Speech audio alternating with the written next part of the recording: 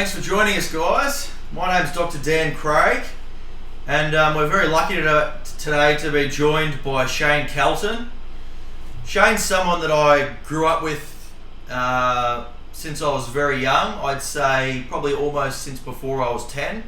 We played footy together, and I wouldn't say we've been exceptionally close over the years, but we've been connected via social media, and occasionally things from Shane's social media pops up, or less occasionally I might bump into Shane, particularly when I was living back in my home state. Shane is a personal trainer, and what's more important about today's podcast is Shane has first-hand experience with depression, and Shane's been dealing with depression, as most of us do to some extent. I think, certainly some more experience it more frequently or more intensely than others. But for the last 10 years, Shane's been dealing with depression. And particularly the last 5 years, Shane has admirably had the courage to be out in the open about it, which takes a lot of guts. In the last 5 years, he has regularly made blog and video posts about his depression, and he's been proactive in helping others. From the warmth of his own, and I'm not trying to float your boat here, Shane, but from the warmth of his own heart, he's had a mission to help other people, and we'll probably touch more on this a bit later on. But I initially had this podcast interview set up with Shane, and we booked in a time, and as these things kind of happen, like as an example, you message your friend, they don't write back. You think it's you, but sometimes people don't write back because they don't show up to something because they have a state of anxiety or they're in a current state of depression. Now, what's remarkable about Shane is he told me yesterday, he said, "Look, I don't think I'm going to be able to do this interview. I'm experiencing a depressive episode at the moment." And even though Shane understands about his depression, he still gets it. He's still vulnerable to it. He's still human. And I said to Shane, well, why don't we try something here? And while you're in this state of depression, why don't we talk about it? Why don't we have this interview while you're in this depressive state? Let's go into it. Let's explore it. I mean, this is going to be really useful for anyone watching that does experience depression. What are you experiencing right now? Why are you experiencing right now?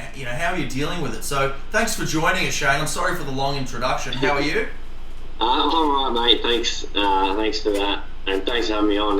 I guess that nearly made me a little bit teary, just thinking about how I am at the current state, and with yesterday and stuff like that. But at the same time, it is good to hear it and to talk about it for myself as well. What? So, is there an explanation? So right now you're in a depressive episode. I mean, I get like that too, and most other people, if not all other people, it doesn't select. It just happens to almost everyone. Is there an explanation as to why you're currently in a state of depression? So that's something that I'm working on at the moment. So I'm seeing a counsellor and also someone else who helps with a lot of healing and stuff like that. And basically, it's really good timing. Tomorrow I'm booked into at a health facility in Cheltenham for a consultation to basically discuss my options about whether I go into an inpatient facility or whether I go to an outpatient facility, whether I need to go on an extended holiday. And basically all of that is to delve a lot deeper into my subconscious mind and really find out what's happening in there, which is causing me to feel like this and to self-sabotage, and basically to find out internally everything that's going on.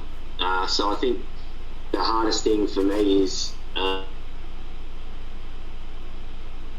you're cutting out a bit there, Shane.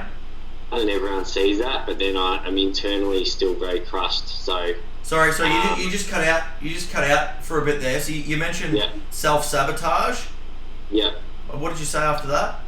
So I'm basically living in a state of self-sabotage at the moment, because whatever's internally affecting me is not allowing me to basically improve, because what I understand of it is that I'm scared to face whatever it is, but that's what's holding me back. So the next process is working out where's best for me to go and to actually find out what's going on. Yeah. So I know that you just mentioned then you're trying to find out what it is. Is there a chance that it might not be anything, or do you think that there is an event that happened in your life that you haven't necessarily identified or you haven't come to terms with, or do you think it just could be a neurochemical imbalance? I mean, I don't know. I'm asking. The scary thought is that it is that neurochemical imbalance, because you kind of want to have something that is making you feel like this. So that's. I basically want to get to the bottom of it, and if it is that neurochemical side of things, then at least then I'll start to try to understand that even more than I do now.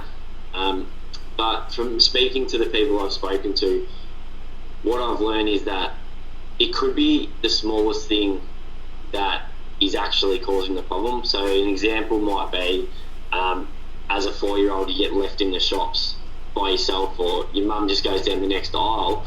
Now, you may not remember that, but that might ingrain something in your memory for the rest of your life and your subconscious that causes you to react the way you do in certain situations, which then leads to a depressive state. Yeah. So whether there's something there or not, I'm willing to find out, as scary as it is. So yesterday when I spoke to you and you said that you weren't in the mood. What were you doing? What were you doing at the time? Were you sitting at home? Were you sitting in your bed staring at the ceiling? I mean, I've had times like that where I don't feel like getting out of bed, or I'm looking at the ceiling or overanalyzing things or anything like that. Can you tell me about your day yesterday when you were depressed? Is there anything you did or you weren't doing that you'd like to do? Yeah, so basically I got your messages and flipped my phone off. I went back to sleep. In the mornings I really struggle with actually getting out of bed because I wake up just feeling so flat. From there I ended up getting up because I wanted to watch some of the cricket. The cricket was on and that got me out of bed, which was a good thing. Yeah. And then I had a chat. So I've got someone that's working with me through the nutrition side of things and on a holistic view. So I ended up going to see her at 2:00 with my fiance, and we just discussed a little bit more about my planning going forward. So that was basically the morning, and to put it in a little bit of perspective, I didn't have a shower, I didn't brush my teeth, all of those little things that they just seemed really difficult. Yeah. They're such small things, and so I can say I had a shower today, which is fantastic. Yeah. And then from there, I went and watched my team play 2020 in a cricket game.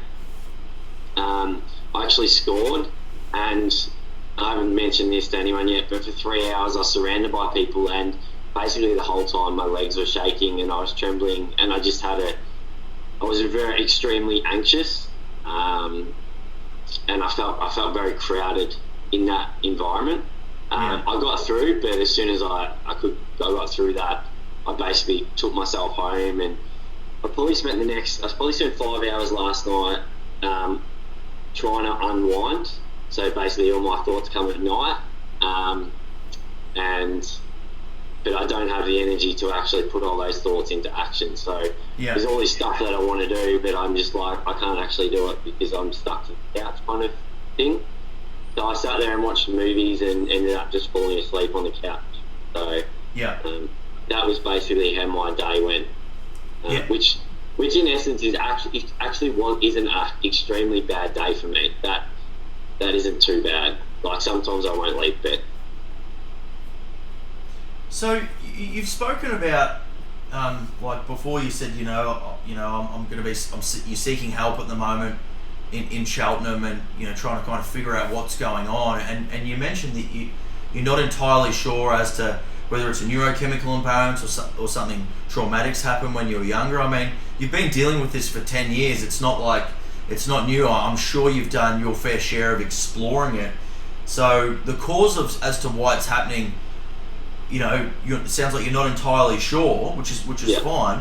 Is there anything that you can put a finger on or is there any patterns in the last 10 years that you've seen that helps that you think, oh, well, this kind of helps me manage it? We don't know necessarily what causes it, but is there anything that helps you manage these episodes? What are the things that you implement? Have you got a system in place? Do you have a certain list of things that are your staples to help deal with it? Like, all right, I'm feeling down. Have I done this? Have I done this? Have I done this to help me deal with it? Like, do you have a system or anything? Yeah. So prior to the last probably 18 months to 2 years, I basically had a very good structure and routine where I get up early morning, go for work, I do my training, I would eat really, really well.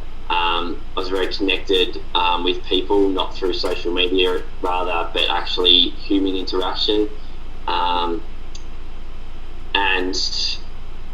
yeah, it was a great routine, and I built that over since. So at 21, I attempted to take my own life, and I built that over the next 4 or 5 years. It took that long to get there. I then had 2 hip surgeries.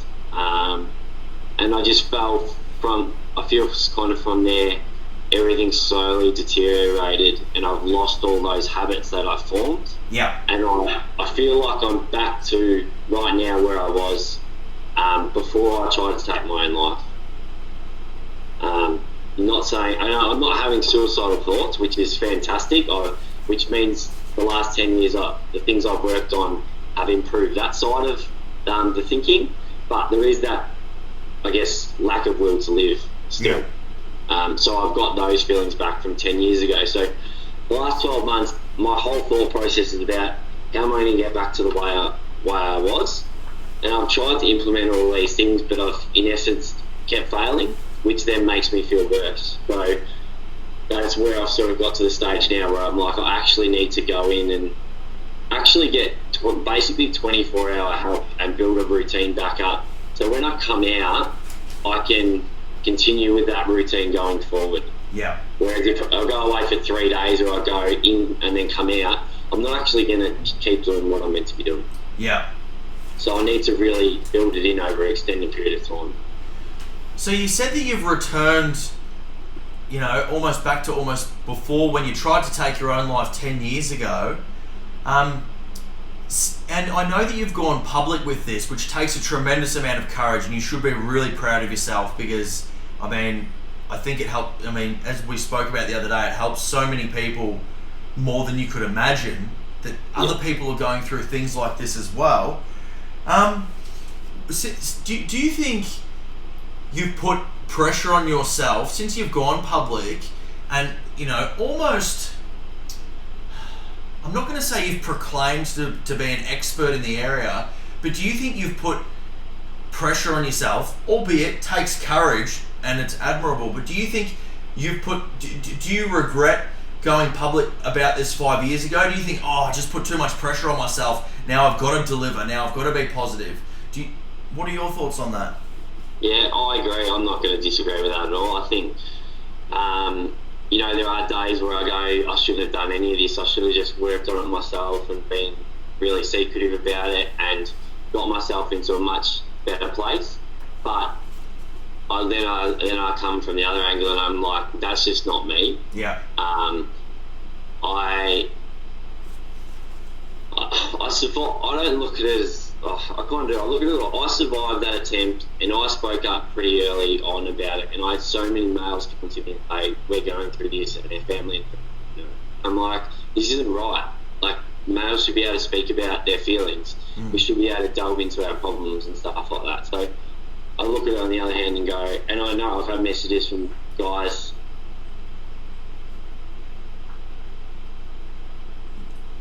Sorry, you there? You said you've had guys message you. Yeah. So I've had lots of guys message me and basically say, if I didn't read your blog today, I wouldn't be here. Yeah. And it's that blunt. They were going to end their lives. They read a blog that I wrote, or they watched a video, and they're like, "No, I'm going to keep fighting." And I know 2 or 3 of those people are now successful in their business, relationship, got kids. So I'm like, I can't stop doing this. But at the same time, I do know that it does have a negative effect on me sometimes. I'm not gonna deny that. But that's something that I want to work on myself, so I can still keep doing what I'm doing. So that's where the balance is. I think, I know what you're saying about, and I guess this is me interviewing you, and I don't, but, in a way, you've almost made yourself a bit of a sacrificial lamb, and you may have put your own artificial pressure on yourself, but you know what it shows people? I think what you've done in the last 5 years is truly commendable, and you should be super proud of yourself. You've helped people, and even though you're putting this artificial pressure on yourself, you're still coming out even today and saying, you know what? I'm not doing what everyone else does on social media. I'm not proclaiming to be perfect. I am human. I still have my down days. And it shows people that that's okay. Yeah. I think it makes people feel more comfortable that you're not sitting there and saying, I'm a robot, I'm perfect. I have gone through these times and I'm still dealing with them. And I think that makes your message even more relatable, even more inspiring, even more human. It takes guts to do that, and you're maintaining that courage through this period. So even though you think like that, I mean, look, have you heard of Jordan Peterson? I know the name. Yeah, he's a professor of psychology. Although no one has a perfect life and no one understands life completely, this guy, he's a clinical psychologist. He's written 2 books. He knows a ton of research. He's a lecturer at the University of Toronto in Canada. And I mean, this is a guy, if anyone's the oracle of how to live a life and philosophy, it's this guy. He's just recently checked himself into rehab and admirably been open about it. He's checked himself into rehab. He developed a drug addiction to an anti-anxiety medication because his wife was dealing with an aggressive cancer. And people think, Jordan Peterson, he's not the robot like he once, and he never actually proclaimed to be a robot. And you think that people would come out with a lot of hate saying, how can you tell people to live your life if you're addicted to a medicated drug? But it's been the opposite effect. People have come out with tremendous support, and the support's been overwhelming. And I actually liken that to your situation, that you're still at no point professing to have conquered the black dog. You know what I mean? You're not sitting there proclaiming superiority over anyone. Yeah. You're actually maintaining, if your humility is actually increasing. Yeah. And and what's pretty, I can say this, but you could probably still go away and still, when you're in your own company, you still sit and you stew over it, and doesn't matter how many, I could say it, but sometimes you just get caught in your own thoughts. Can you relate to that? Yeah, my thoughts, and that's why I try and remember the compliments and stuff that I get from people. Just in the last 10 days since I did a live video where I was an absolute mess, I was crying my eyes out. I've had the word brave or proud has been on a daily basis, said to me. But then you go back in your own thoughts and you forget all of that very, very quickly. And you might remember one comment someone said 3 years ago that was a negative comment rather than the 400,000 comments in between. And that's something that over the last couple of weeks with my counsellor that I've actually been dealing with, is the fact that, and I know humans just naturally do this anyway, but there's a lot there, and there might be something from an early childhood or a teenage years where it really did affect me, and I put it to the side. And now every time I do hear those negative comments, I just latch onto those straight away. And I don't, sounds dumb, but people probably get this. I feel I don't deserve the positive, if that makes sense. So I ignore it. But I know on the other hand, I do deserve it, so I try and bring it back to that. But it's that, I guess it's like almost like bipolar in my own brain, but that isn't what I suffer. So, yeah. Honestly, like I can't actually put into words how I'm not stroking you with a fluffy feather. Just the way you're talking about it there, I'm so inspired by with what you're saying. It actually, I almost feel like crying, to be honest, with how courageous you're actually being right now. And you're probably not connecting what my words are saying to an emotion, but if you could just try and feel it for a second, I'm so inspired by with what you're saying. You're really inspiring me, mate, and it's, I don't know, I can't put it into words.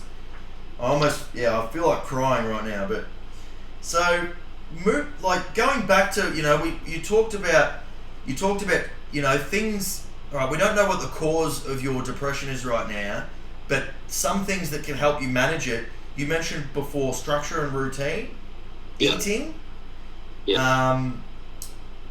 You mentioned sleeping as well.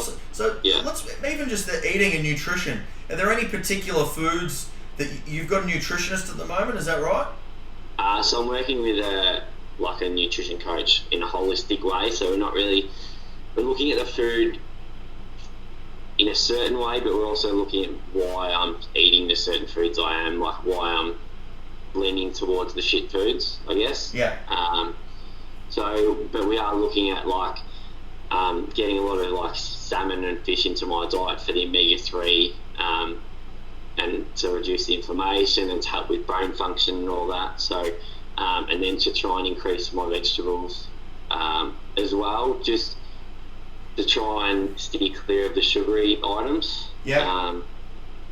So just slowly working on those things, because 18 months ago I was doing all that routinely out of habit. It was just food prep, and then I just eat all that stuff, and I don't just go to beans and broccoli and chicken. I will have rainbows of colours and fish, chicken, steak, whatever it might be.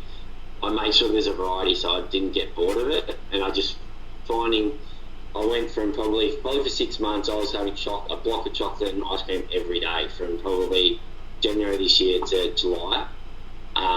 Whereas now it's maybe a quarter of a block of chocolate every couple of days and ice cream once a week. So I'm slowly starting to turn the wheel, because I'm looking at it not as a body image thing. I'm looking at it as a mind thing rather than anything else. I think that's probably the last 3 years I've been all focused on body image. So it's going to take a little while to actually get out of that habit and get back into looking at food for health.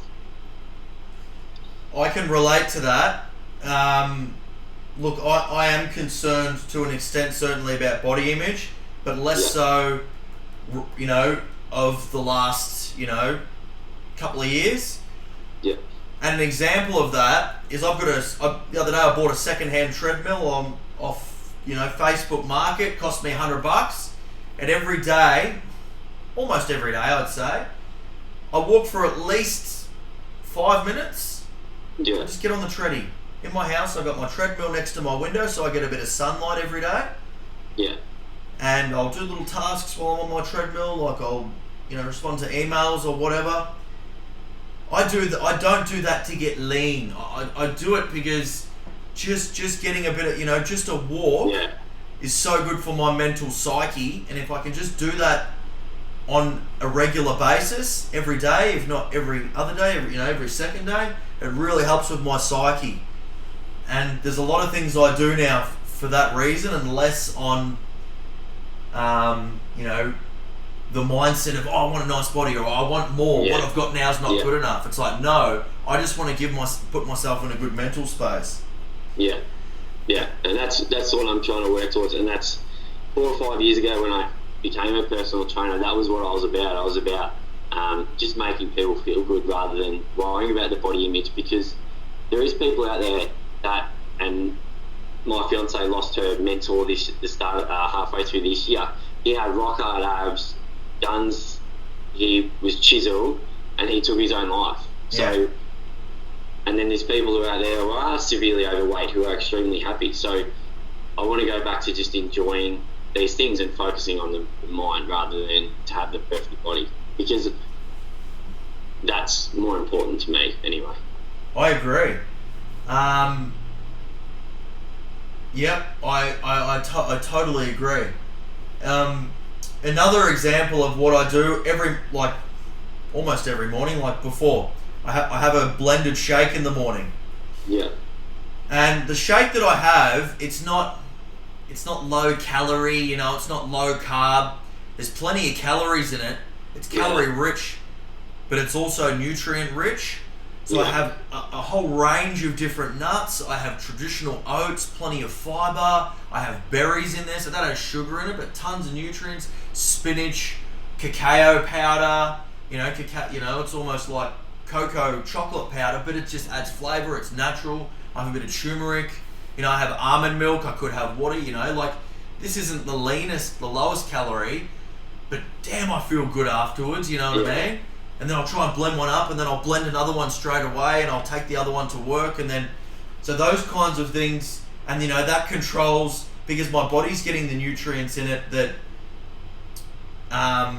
it probably didn't have before. I don't crave sweets as much.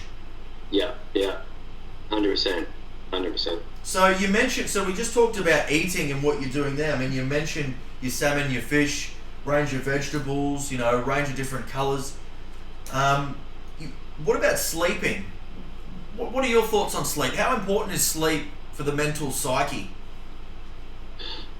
Sleep's number one, I believe. And I say that because when I go through the best periods of time, my sleep is just spot on. Because if you're not getting the recovery in your body, mind, physically, all of that, it's not recovering properly.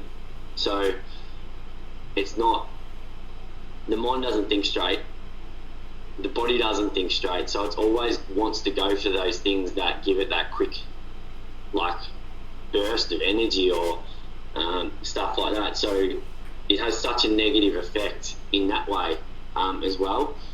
But I don't think it's the length of sleep. I believe that it's the quality of sleep that I'm getting. Like, I went through periods of time, probably 12 months ago, where I was sleeping 16 hours a day, but the quality was horrendous. I'm a big believer. 6 hours of quality sleep is better than 12 hours of shit sleep. And so for me, it's actually getting to the root of these problems, because if I'm going to bed wired because of all these thoughts, I'm not going to sleep well. And I know that. So I've got to actually sort that out first to be able to get that proper quality sleep going forward. And that's what people always go, I'll go to bed earlier. It's like, that's not actually solving any problems, because you're still going to bed with all this shit going on. So your mind is just in overdrive while you're sleeping. Yeah. And I know through my teenage years, I had nightmares every night. I had the devil chasing me. I was suicidal in nightmares. But I was never getting a proper sleep, which heavily contributes to my depression, and I know that. So yeah, as I said, it's the quality. It's not the quantity at all. With regards to sleep, I recently, and I wish I would have watched it earlier, I recently watched a podcast, a Joe Rogan podcast with a sleep specialist, guy at the top of his game named Matthew Walker. Fantastic podcast, and I recommend anyone listening to watch it. The amount of things in that he speaks about is unbelievable. And me as a dentist, I mean, something I always ask my patients, do you snore? Do you stop breathing at night? Now, some people aren't necessarily aware if they snore or they stop breathing. Even, like, one thing you can ask a family member, do I snore, do I stop breathing when I sleep? But they might not necessarily always hear you, because they might not be sleeping in the same room as you, or they may be heavy sleepers themselves. Or you may not start snoring until halfway through the night, or you may have periods of stopping breathing when you're sleeping. When I say stopping breathing, I mean a period of over 5 to 10 seconds. It's called sleep apnea, where you stop breathing. And what happens when you stop breathing is you get a spike in blood pressure, you get less oxygen going into your bloodstream, your brain's getting less oxygen, you get interrupted sleep, you wake up during the night when you're not aware of it. I've got sleep apnea as an example, and it's partly because I've got a large tongue. It's partly because I used to have a lot of allergies, blocked nose, compressed nasal turbinates, and if you get a good sleep at night, you get better quality sleep, better concentration during the day, better recovery, your memory's better, less depression, better neuromuscular connection. You're actually stronger. Say you go to the gym, you have better balance, and your long-term and your short-term memory is a bit better. And I'll give you an example. Someone smokes ice or a really hard illicit drug, and they become paranoid. Certainly, it's due to the drugs. And look, I'm not a medical doctor. Just want to say I'm just a dentist. But this doesn't replace advice from a healthcare professional. But people get paranoid and stuff, and there can be a neurochemical imbalance. But it's also due to the lack of sleep. There's a guy who set the world record for 8 days of being awake. He was the host of a radio station. I think he did it in Times Square in New York. He talks about this on the podcast. Didn't sleep. After 7 to 8 days, he was paranoid, hallucinating. He thought people from the CIA were trying to get him. Depressed, horrible memory, slurred speech. So, on the back of what you're saying, Shane, I totally agree. Sleep is so important. One last thing I'll mention about sleep is that if you don't live as long, and you should ideally be getting 8 hours sleep a night. If you get 6 hours sleep or 4 hours sleep a night and you're tired the next day, your body might try and catch up on it a little bit, but it may not necessarily ever fully catch up on it, to the full extent. It's not like like you go to a bank. If you're in debt, you know how much you owe, and then you can, your body tries to make up with it. It's not like that with sleep. Like with fat, fat's different. The fat system we've got, we eat too many calories, and we're in a credit system, so we store fat. So that's a system in the human body that isn't like sleep. But I got that from the podcast. Anyways, so in terms of help, where can people go for help? Where do you seek help for your depression? You mentioned a counsellor and healing before, and your inpatient facilities. Yeah. So I mean, before the suicide attempt, I saw counsellors, but I never actually followed through with it. So I saw a counsellor once, and I'd be like, I felt better at the end of it, so I was like, that's enough. Then tried to take my own life. So then I was like, no, this is actually more serious. So got a mental health plan from a doctor, started seeing a counsellor, ended up seeing 3 or 4 different counsellors, couldn't find the one that sort of I resonated with. And then, found one that really helped me a lot deal with the issues I was going through at the time, and helped guided me through a lot of those things.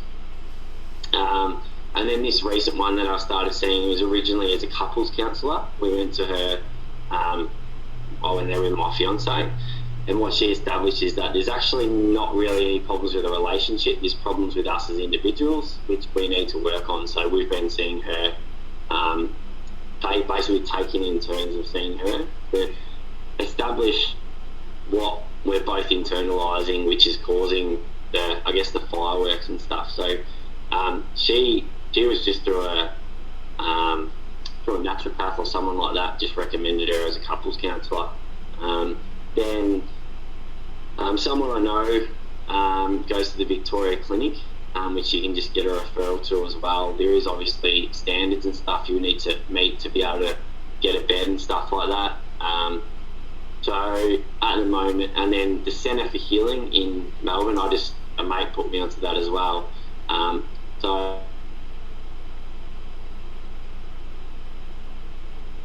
you're cutting out a little bit there, Shane. Shane?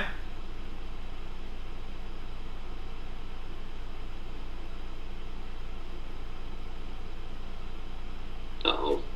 Sorry, Yeah. you just cut out for a second there. Yes. So you mentioned the Centre for Healing, and then it stopped there. Yeah, so I've got worked that out through a friend recommended me that Centre of Healing, and then the other person I've been speaking to said it was really good. She actually did it. And then there's yoga retreats as well that I could potentially go to, which is, I had a look at the schedule, and it's basically a routine day. It's yoga, breakfast, meditation for an hour, lunch, and it's really structured. And that's something that I really think I need. I know I need to build those habits back in. I need that accountability. And all of that was just basically through talking to people about what I'm going through, and them suggesting, well, I've heard about this, why don't you look into this, why don't you look into this? And I think that's what a lot of people do. They don't actually talk about their feelings, so no one can actually help them or suggest stuff. So that's been really good. The last 4 days I've had like 4 or 5 suggestions now, which was overwhelming yesterday, but I've said I'm going to make the decision probably in the next 7 to 10 days about what's right for me going forward. And it's not a short-term thing. This is something that I probably need to do for the next at least month and potentially longer.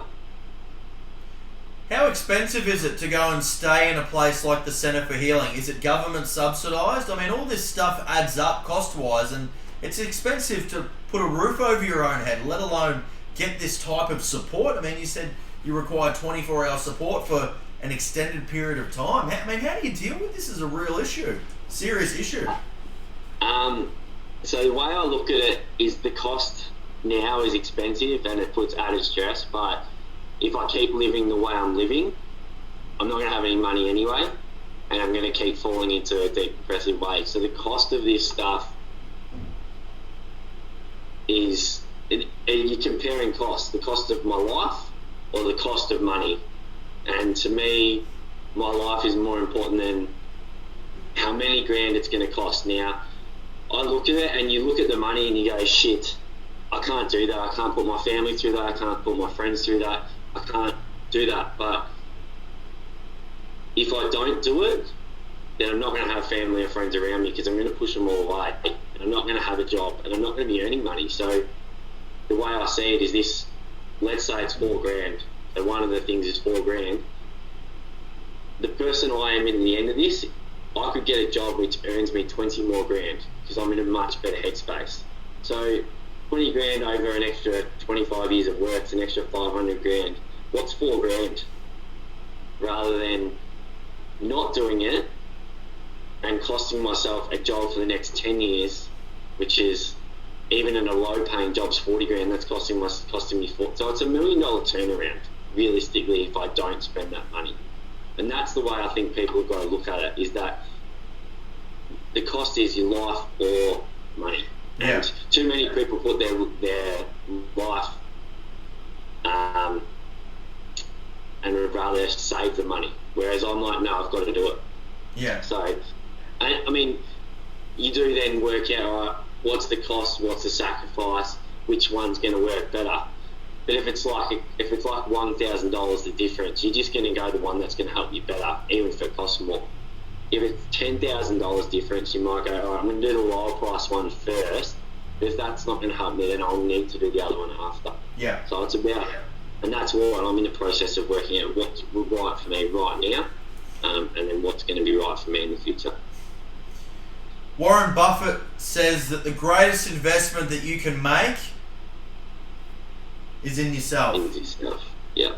And I mean, as an example, the best investments I've made are reading books, talking to mentors, doing extra education for my dentistry.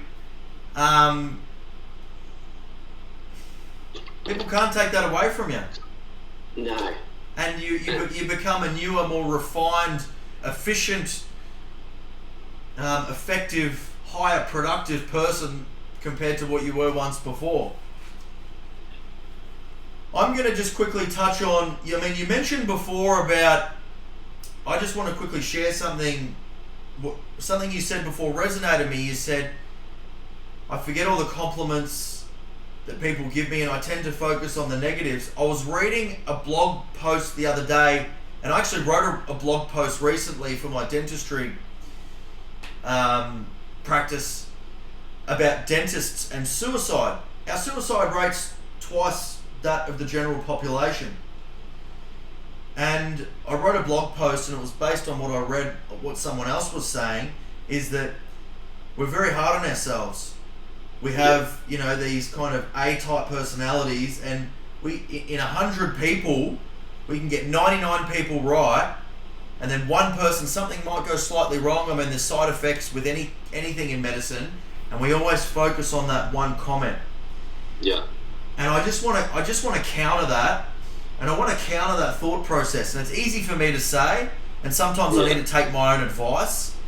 I mean, you would have heard it before, but I want to just talk rationally here for a second. There's a book called How to Win Friends and Influence Others by Dale Carnegie. And what he says in that book, and what I believe, just think about this. When you're sitting at home at night worrying what other people think about you, they're sitting in bed at home wondering what other people think about them. When people go to bed at night, they are not thinking about you. They aren't. As humans, we're selfish and we're self-absorbed. And we primarily think about ourselves. Dale Carnegie says in his book, people care, I don't know the quote word for word, but essentially, we care about a boil on our face 100 times more than a famine or 10 earthquakes in Japan. Yeah. Great thing to try and remind yourself. I mean, it's easy in theory for me to just say, Shane, do this. I'm the oracle, I'm the expert, or it's easy for me to say it, but I don't know, it's a good way to try and remind yourself when you are in that pit and you are anxious and worried about what people think about you. It's a good thing to try. Another thing that I try and do as well is remind myself on a daily basis how grateful I am. Tim Ferriss, when he wakes up every day, and before he goes to bed, he lists 3 things as to why he's grateful. He writes them down. I do positive affirmations personally, and I record them. Shane, where can people find you if they want more support from you? So I've got a Facebook blog, which is Shane Kelton, Power, Strength and Vulnerability, which is also the name of my podcast, where I interview guests and basically talk about the depths of their depression, anxiety and mental health and stuff like that as well. Power, Strength and Vulnerability. Yeah, Power, Strength and Vulnerability. So that's my Facebook blog, and there's a website as well, so people can contact me through there or look at it through there, and I just share basically everything. If I feel like sharing something on a day, I'll share it, whether it's good or bad. And it's funny, the good never gets as many likes as the bad. And I guess that's social media. It's not saying people like the bad, it's that they are supporting you, and they resonate with it. And that's, I guess, the way the world works at the moment, is good doesn't get much run on. Are you available to go and talk in Melbourne at a particular location if people want you to come and speak to, say, a footy club or a school? Yeah, so I've been doing talks for 5 years, and I can go travel anywhere in Victoria to talk to clubs, schools, basically anyone that wants to speak on mental health. I'm happy to come out and do what I need to do. I do work with a couple of organisations on volunteer basis at the moment. One's going to be more paid going forward as well, because it is needed, and it is actually going to be funded. So it's not like it's more through funding that rather than actually the clubs or whatever paying for it themselves. So it's through sponsorship and government funding and stuff, which is it's going to have. You're cutting out, mate. Stuff like that. Sorry, you just cut out for a sec. So you said it was going to help. It's going to help, and then it paused. Okay. So I'll just go again over that. So yeah. So I work with a couple of organisations, and then but it's going so the money will help. Basically, so I don't put all that pressure on myself to be that volunteer 100% of the time. Yeah. So I've got that little bit of steady income, so I can give a bit more of my time, because that's the hard thing sometimes when you just volunteer all your time, is if you got no income or got nothing coming in, then you end up crashing and burning, and then you can't help anyone. So it's about, and that's why, like, I never would ask for money off people that need help, and that's not me. But at the same time, if it can be funded through sponsorship or governments or whatever, then I'm all for that. I think that's. We have to do it now. Everything else is government funded in the health system. Mental health should be as well. So, and it's slowly getting there. Yeah.